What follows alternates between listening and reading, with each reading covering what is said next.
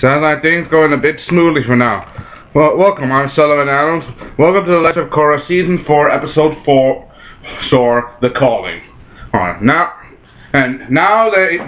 Sensen has sending his three kids, his Janora, Iki, and Milo to find Korra. Now that things have gone such a disaster with Kovira and the Earth Empire, things right now are literally out of whack, and they need the Avatar to help restore balance. But how could Korra possibly restore balance if she can't find balance within herself? This is a major part and a major aspect of what you expect. However, things are not exactly.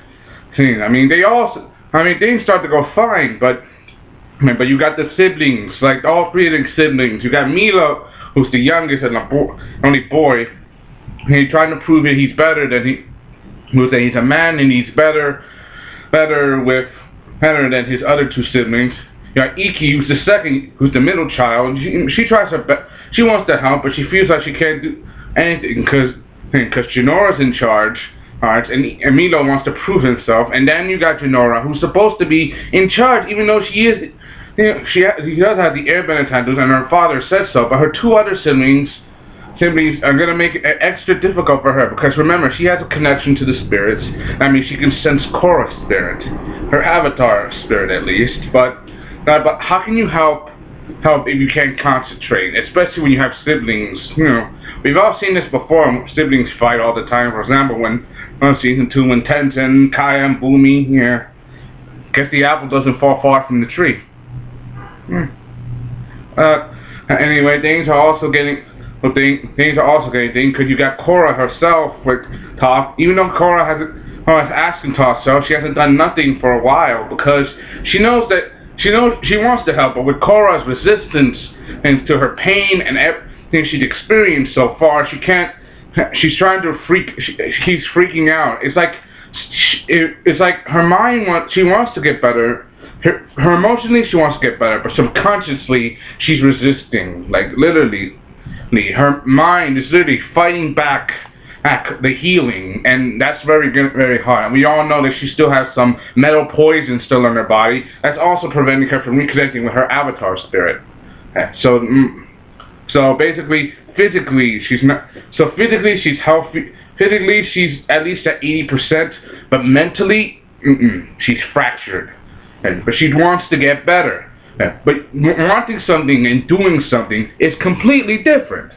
We all get that point.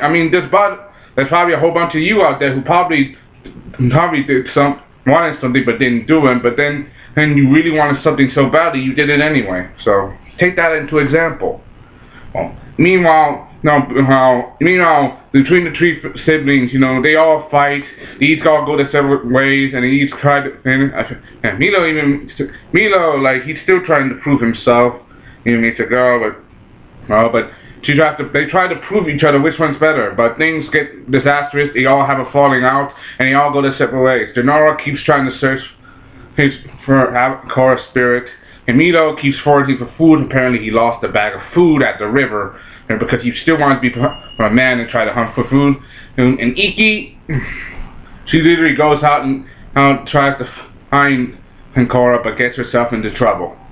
Unfortunately. But don't worry, she gets out of it.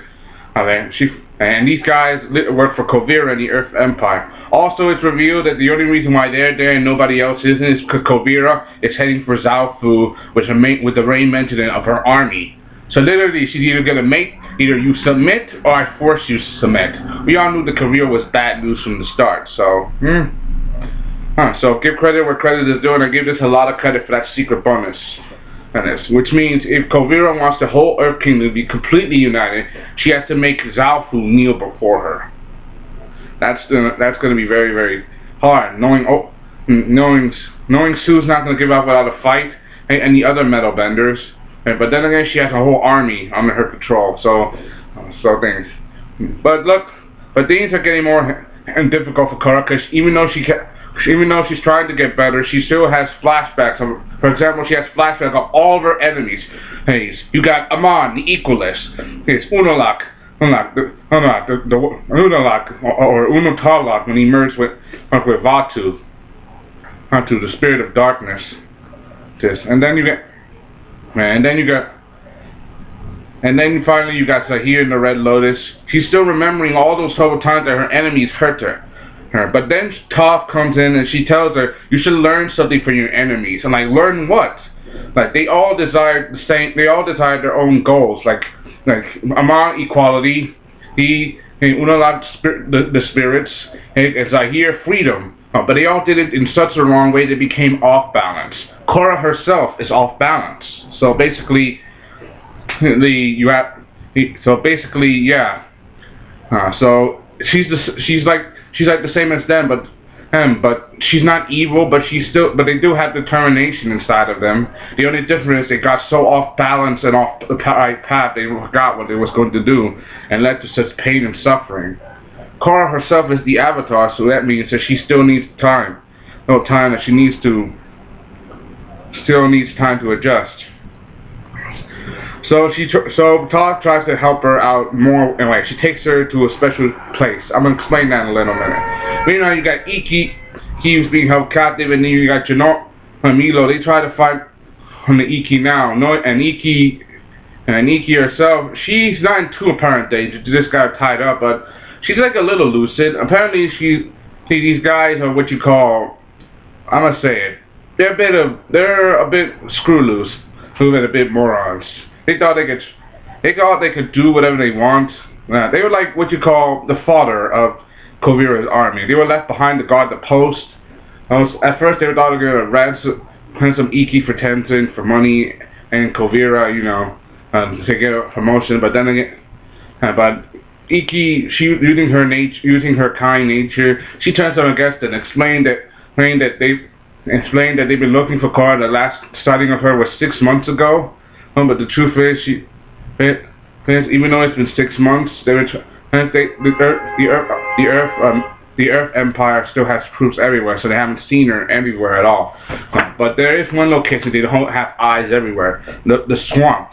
And also, if I don't mention this now, there's also the same swamp where Aang had visions of Toph.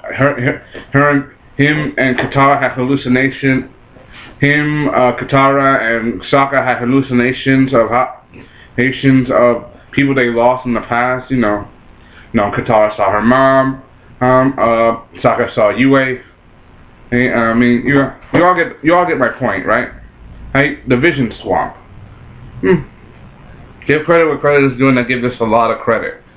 Trust me. But also, but like I said, Iki, she's using the soldiers, and just where she finally learned that there may be a place where Korra may be hiding, because that place is a very spiritual place, long before the spirits returned. I mean,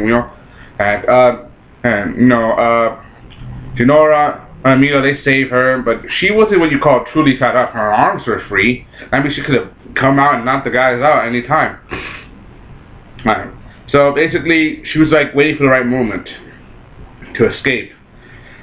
So they finally go into the swamp, and they're trying to figure out where Korra is, and they go to the swamp, but things don't go as smoothly because they start to bigger. I mean, they're at the swamp, but Jinora still can't feel her spirit, so basically it's not easy right away. Because this is like what you call one step. Remember, with Korra out of balance, her spirit. But she goes to the banyan grove tree, the sacred tree of the swamp. She puts her hand on the swamp, tries to reconnect with it through the energy of the swamp, and she finally did. She finally connected. That did, and she finally found Jinora, and Jinora found her, and they finally they're all reunited. They Toph get to meet their grandkids, and she likes Milo because he's funny. Yeah. But now that Korra's found her friend, she has to still do one last thing. Metalbend the poison that's still out of her system. And she does it. It's very hard for her at first, but she does it. She literally brings it out of her all the way out. And it wasn't even that much. It was like, what? Less bigger than a softball, I bet. And then Toph takes it, and then put it in a rock. Said, "Well done, Avatar, Korra." And now that she's done with that, she's gonna go back to the Republic, and help stop Kuvira and the Earth Empire from making their move. Unfortunately, Toph is not gonna go. Oh, she's gonna stay there. Have they at least say finally some peace and quiet.